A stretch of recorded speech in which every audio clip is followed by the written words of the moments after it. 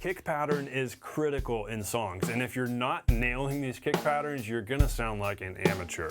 But don't worry, because even if you're just starting out, I'm gonna teach you the 6 most common kick patterns that every drummer needs to know and that you're gonna use in countless songs. This is really gonna set you up for success, even if you're a total beginner right now. Let's do it. You can do this.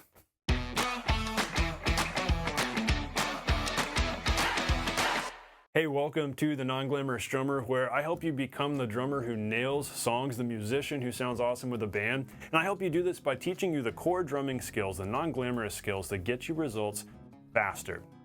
Hey, speaking of faster results, and if you're a beginner drummer with us today, I've got a special gift for you. I want you to know what grooves and fills to play.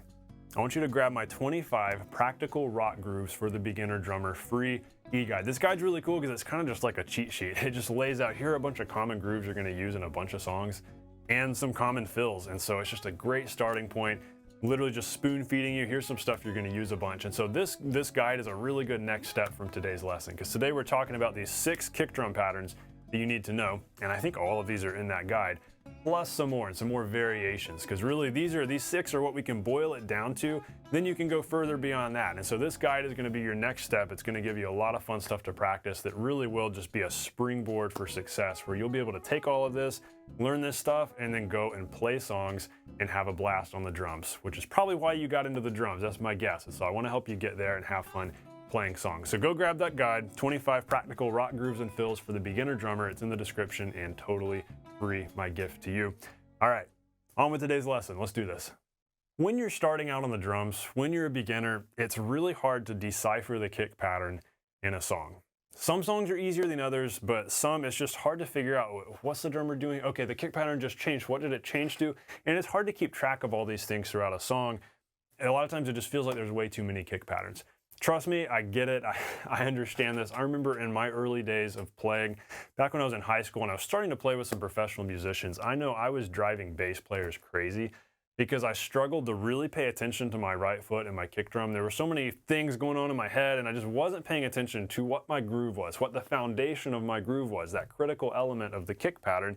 And so I failed to really nail down kick patterns. And so I literally remember driving bass players crazy. And one particular bass player who was very honest with me, being like, dude, you got to commit to your kick drum pattern because I'm having to chase you around. Here's what I want you to do. And he told me what he wanted me to play, which was exactly what I needed at that time. I needed somebody to be honest with me and lay it down like that, because I wasn't doing very well with that. And so I say that to say I have struggled with this.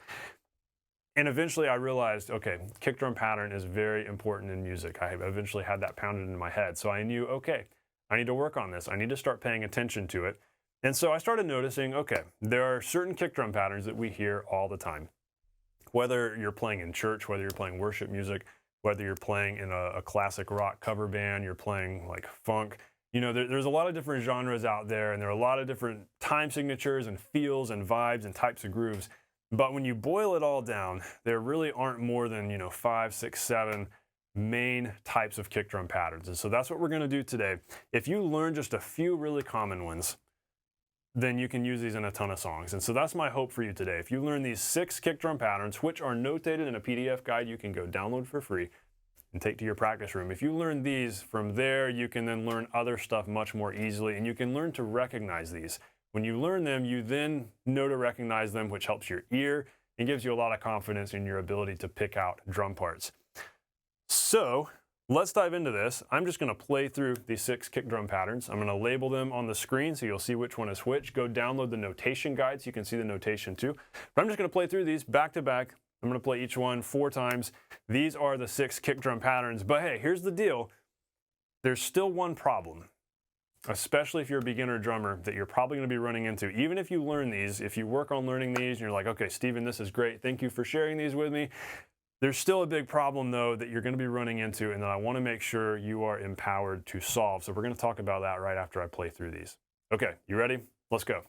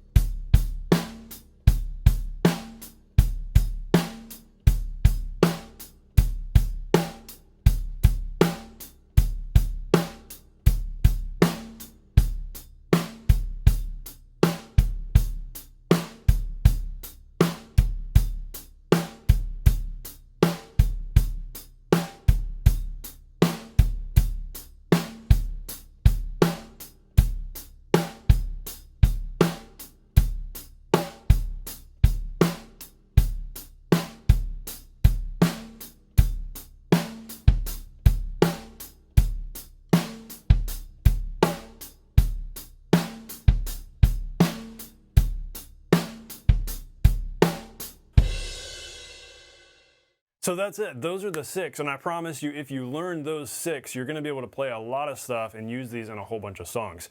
But I would be leaving you hanging if we stopped right here. I mentioned right before this that there's still a problem you're going to run into. And if you're a total beginner, you really are going to be like, okay, Stephen, you've given me these grooves. What if I can't get my right foot to play them right? What if my right foot wants to follow my right hand and it's always wanting to glue itself to my right hand? What if it's sloppy? What if I'm having a hard time getting it locked into where it actually sounds good and is steady? Because what's the point in trying to play kick drum patterns and play these songs if I can't really get my right foot to cooperate?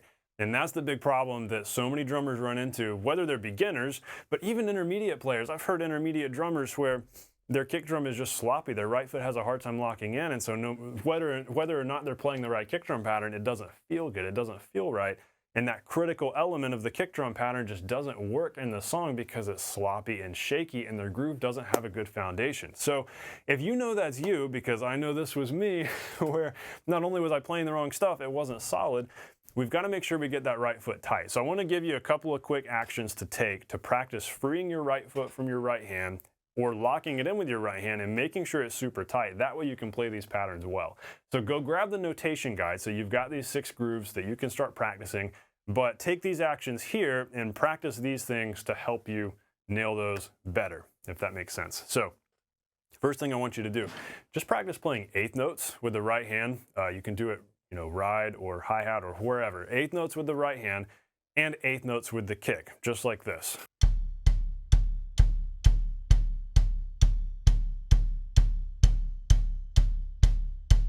You'll see when you're watching the kick, when I'm doing this, there's like this extra bounce going on. I'm trying to bounce the beater.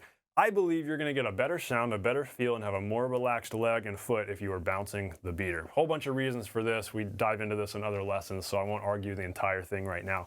But I believe you should bounce the beater and not bury it. And so that results in kind of this extra ghost bounce in between. By bouncing the beater, you're allowing the beater to stay in a natural motion. You're not having to suddenly stop it or suddenly get it moving. And so it actually helps you play more in time and much more smoothly. If you struggle to play smoothly with your right foot and you just feel like everything's forced and clumsy and hammered out, it might be because you're burying or you're trying too hard when you're burying. And so switch to bouncing. It's going to help you out, I promise you. So 8th notes, right hand and right foot together, make sure they're locking together, and then slow this down a whole bunch, because if they're sloppy, the only way you're going to fix sloppiness is going slow. So let's just think in terms of quarter notes.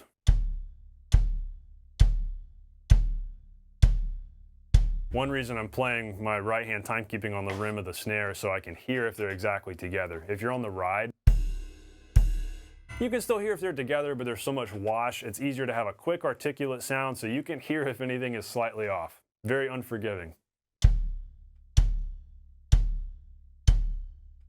And if there's any clumsiness, what I want you to do is listen and notice, okay, is the kick landing just before?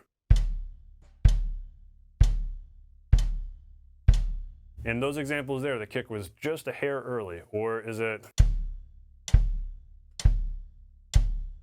the right hand landing a little bit early? For a lot of drummers, for most students, the tendency is for the kick to rush. That's always been my tendency. The kick wants to be a little bit early, just a little bit ahead of the right hand. Though sometimes the foot can be a little bit weak and laggy, and when it lags, then sometimes it'll be behind. So whichever camp you're in, I want you to notice that. Really listen carefully. You're using critical listening. This is how you teach yourself, how you analyze yourself, and how you grow faster. So listen carefully. Figure out, all right, what correction do I need to make? Okay, kick is rushing. Let's try to relax a little more and make sure it locks in. And be doing this with your metronome. Because if your right hand's all over the place, then how's your right foot going to lock in with that? So make sure your right hand is with the metronome.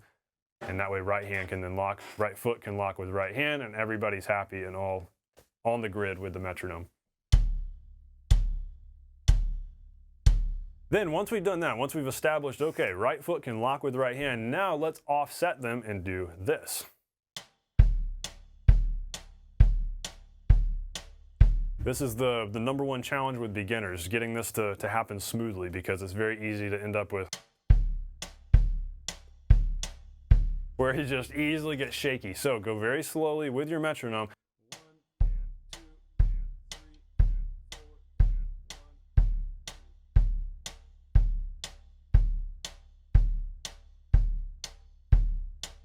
And once that's steady and feeling good, feel free to go a little faster. Because what we want to eventually do is work this up in tempo so that you can play things like.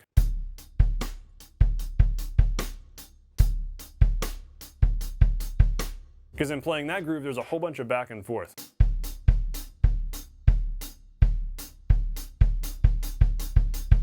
This skill specifically will help you with that last groove, number 6, the of 2 groove. 1 E and a 2 E and where it's on a 16th. And there's so many other grooves we can go into that you're going to hear in a lot of pop music, hip hop music, a lot of anything with syncopated grooves where we've got like.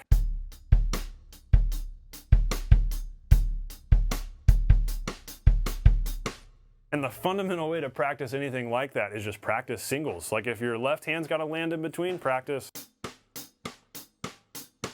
If your right foot's got to land in between, practice. Because you can use those simple ingredients to play.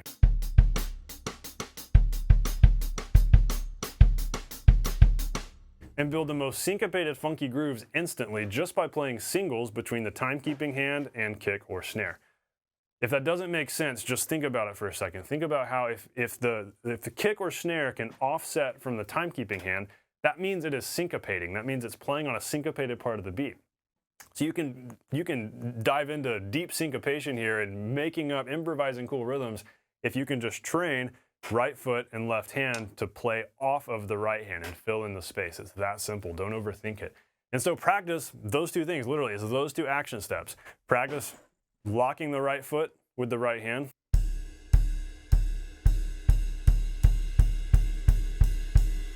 Which will help you with the majority of those grooves, and then practice offsetting.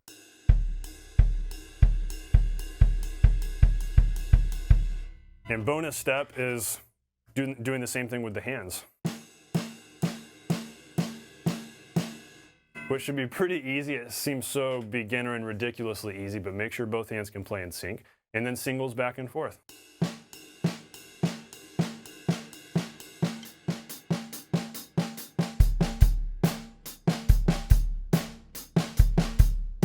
You can play rock grooves like that when your left hand can fill in the space. Okay, one last just bonus exercise here that can be a lot of fun.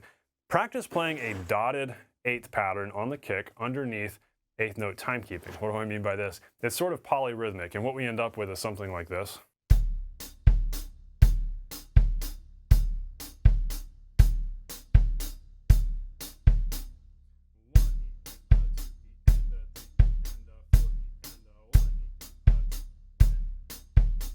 So that pattern, the 1 E and a 2 E and a 3, dun, dun, dun, dun, every 3/16 we play the kick. 1 2 3 1 2 3 1 2 3 1 E and a 2 E and a 3 E and a 4, and it stops on 4. 1 E and a 2 E and a 3 E and a 4. Practice playing that pattern.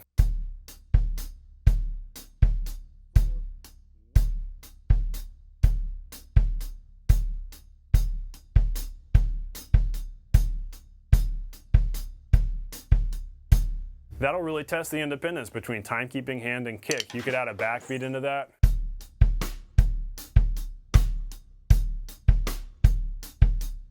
It sounds like a lot of hip hop grooves, a lot of grooves you hear in rap. If that's the kind of music you're into, I'm not super into that, just being honest. But I love funky beats like that. And so, hey, there you go.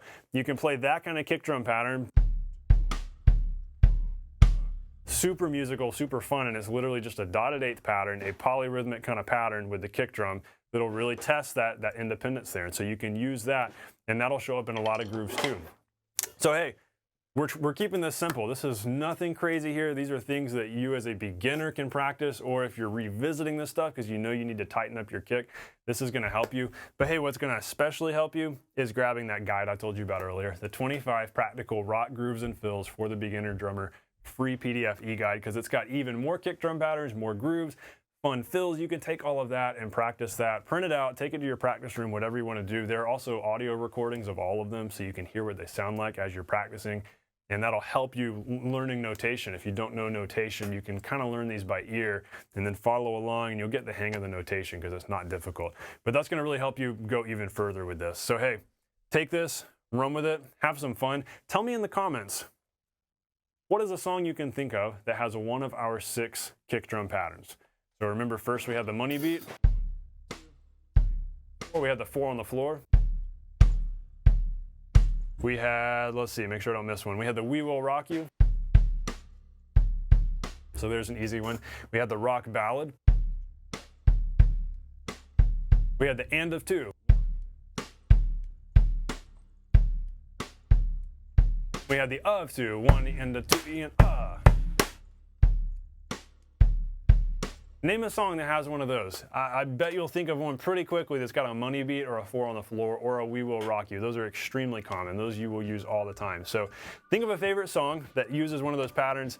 Tell me in the comments. Let's have fun talking about some favorite songs that have simple drum parts, because hey, a lot of the best songs have really simple drum parts and are not difficult to learn. So hey, I hope this lesson has been valuable to you. I hope this helps you out. I hope that e-guide helps you out a bunch, and go grab the notation PDF with these 6 kick drum patterns as well. Go have fun practicing. Know that you can do this. Stay non-glamorous. I'll see you on the next lesson.